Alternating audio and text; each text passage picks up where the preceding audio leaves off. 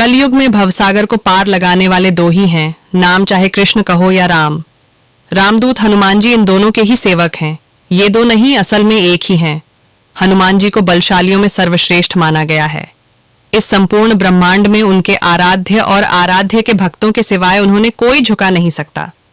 आओ जानते हैं महावीर हनुमान जी के संबंध में। श्री राम की आज्ञा से हनुमान जी एक कल्प तक इस धरती पर रहेंगे। एक कल्प में चारों युग के कई चक्र होते हैं। हनुमान जी 4 कारणों से सभी देवताओं में श्रेष्ठ हैं। पहला कारण यह कि सभी देवताओं के पास अपनी अपनी शक्तियां हैं। जैसे विष्णु के पास लक्ष्मी, महेश के पास पार्वती और ब्रह्मा के पास सरस्वती। हनुमान जी के पास खुद की शक्ति है। वे खुद की शक्ति से संचालित होते हैं। दूसरा कारण यह कि वे इतने शक्तिशाली होने के बावजूद ईश्वर के प्रति पूर्ण समर्पित हैं।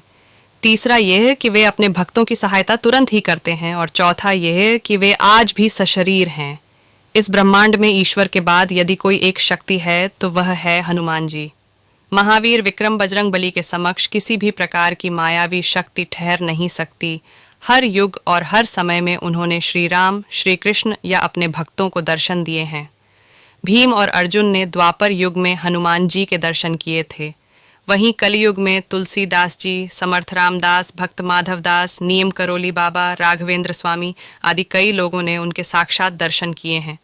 कहते हैं कि हनुमान जी नेपाल तिब्बत सीमा पर स्थित गंधमादन पर्वत पर रहते हैं और वे वहाँ पर रहते हैं जहाँ पर रामायण का पाठ होता है। जगन्नाथपुरी की रक्षार्थ वे वहाँ पर भी विराजमान हैं। सर्वप्रथम श्री राम की कथा भगवान श्री शंकर ने माता पार्वती जी को सुनाई थी। उस कथा को एक कौवे ने भी सुन लिया। उसी कौवे का पुनर्जन्म काकभुशुंडी के रूप में हुआ। काकभुशुंडी ने भगवान गरुड़ को कथा सुनाई थी, परंतु वाल्मीकि रामायण से पहले हनुमान जी ने रामायण को एक शिला पर लिख दिया था। हनुमान जी ने एक शिला चट्टान पर अपने नाखूनों से लिखी थी। यह हनुमद रामायण के नाम से प्रसिद्ध है, परंतु बाद में उन्होंने वाल्मीकि जी की निराशा को देखते हुए इसे समुद्र में फेंक दिया था। हनुमान के पिता सुमेरु पर्वत के राजा केसरी थे तथा उनकी माता का नाम अंजना था। इसीलिए उन्हें अंजनी पुत्र कहा जाता है। उन्हें वायु देवता का पुत्र भी माना जाता है, इसीलिए इनका नाम पवन पुत्र हुआ। उस काल में वायु को मारुत भी कहा जाता था। मारुत अर्थात वायु, इसलिए उन्हें मारुति नंदन भी कहा जाता है। उन्हें शंकर सुवन भी कहा जाता है, अर्थात शंकर जी के पुत्र। इंद्र के वज्र से हनुमान जी की हनु ठुड्डी टूट गई थी, इसलिए तब से उनका नाम हनुमान हो गया।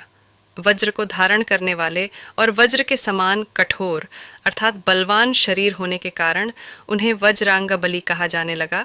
ये छोटी सी कहानी था। अगर इसमें से कुछ शब्द आपको अच्छे लगे होंगे तो आप जरूर एक्सेप्ट करिएगा, अपने दोस्तों परिवारों के साथ शेयर करिएगा कि इस भाग दौड़ की दुनिया में लोग काफी तनाव में रहते हैं। कई बार ऐसे मुश्किलें आ जाते हैं जीवन में कि कुछ हम गलत कदम उठा लेते हैं और हर दिन की दिनचर्या में कुछ न कुछ घटित होता है। इस कहानी से आपको कुछ प्रेरणा मिले होंगे। अपना और अपने परिवार का ख्याल रखें, अपनों से बड़ों का सम्मान जरूर करें। जय हिंद, जय भारत।